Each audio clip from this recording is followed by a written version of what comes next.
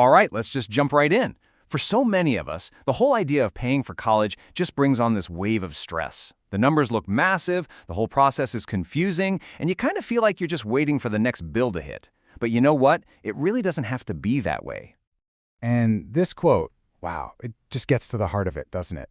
It feels exactly like you're stuck in a maze, and every single wrong turn just leads to another invoice. You're just trying to find the way out, a clear path forward. And that's exactly what this is. Think of this as your map.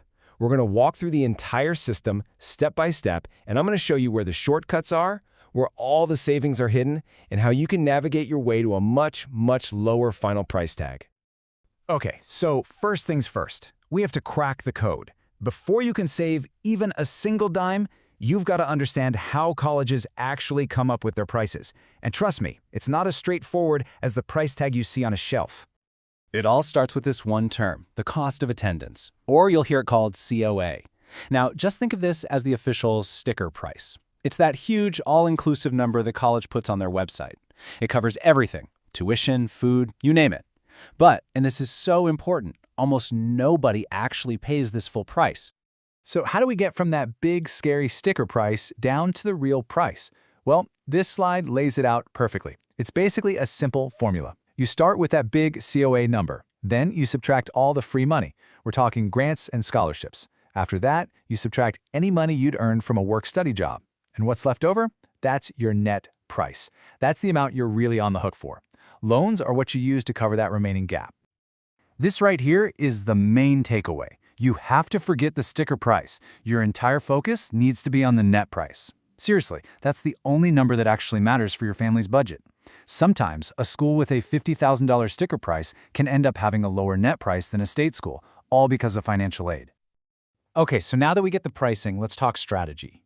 You know, the single most powerful way to save money on college often has nothing to do with financial aid. It's all about finishing on time. Because, as the saying goes, the cheapest credit is the one you never have to pay for twice. And this means you've got to get organized from day one. I mean, actually map out every single class you need to graduate. If you're planning to transfer, you need to get written confirmation that your credits are going to count. And really try to take 15 credits a semester. Why? Because time is literally money here. Just look at that number. Every single extra year you spend in college costs a fortune. And that's not just in tuition. Think about the lost wages from not being out in the workforce. Taking one simple online class during winter break could be the difference between graduating on time and having to pay for a whole other year. So, the bottom line is, plan your path, stick to your map, and finish on time. Every class you take that doesn't count towards your degree is like lighting money on fire. Just remember this, the cheapest credit is the one you never take twice.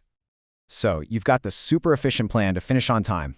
Awesome! Now let's work on chopping that net price down even further by maximizing all the financial aid you can get, especially the free money that you don't have to pay back.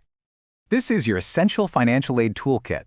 The key that unlocks pretty much everything is the FAFSA. That's the free application for federal student aid. You absolutely have to file it as soon as it opens because some of the aid is first come, first served.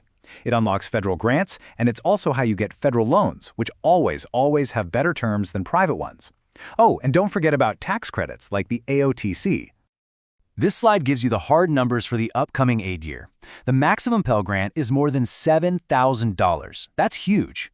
The AOTC can save you another $2,500 on your taxes. And look at that federal loan rate. It's fixed. That means it won't change for the entire life of the loan, which is a massive advantage over a lot of private loans out there. If you remember just one thing about financial aid, please let it be this. Aid calendars favor the early and the complete. Don't be late. Don't leave anything blank on the forms. Submit everything, respond to requests right away, and you will put yourself in the absolute best position to get the most aid possible. All right, let's get to our last set of strategies. We've talked big picture planning and we've talked financial aid. Now let's talk about those tactical, on-the-ground savings that a lot of people overlook, but can seriously add up to thousands of dollars. Think of this as your savings checklist. You need to ask yourself these questions. Can I establish in-state residency? Can I test out of a basic course with an exam instead of paying to take it? Am I being charged for some textbook bundle that I could find way cheaper somewhere else? Every single yes here is a chance to save money. Let's just focus on one of those for a second, residency. Look at that, the average tuition for an out-of-state student at a public university, over $30,000. Now, look at the average in-state price. The difference is nearly $20,000 a year. Taking the time to really understand the residency rules, which usually means getting a local driver's license, registering to vote, and living there for a full year before classes start, can be the single biggest money-saving move you make. And look, this isn't some secret loophole. It's a clearly defined process. It just takes some diligence. Remember this, residency is simply paperwork plus patience. You just have to start that process as early as you possibly can. Whew, we have covered a lot of ground. We've cracked the code, we've made a plan, and we've found the hidden savings. But you know, knowledge is only powerful if you actually use it. So let's turn all of this into immediate, concrete action. First off, for anybody out there wondering if all this effort is even worth it, just let this data sink in for a second. The median weekly pay for someone with a bachelor's degree is just so much higher than for someone with a high school diploma. Finishing your degree is an incredibly powerful investment in your future. So, what can you do in the next 10 minutes that could save you thousands? Here are 3 things. First, go print your degree map. Seriously, circle every single course you need. Second, run the numbers. Go to the websites of a few colleges you're interested in and use their net price calculator. And third, calendar the FAFSA.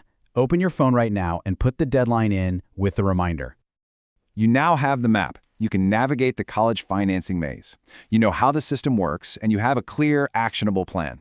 So the only question left is the one right there on the screen. What's your first move?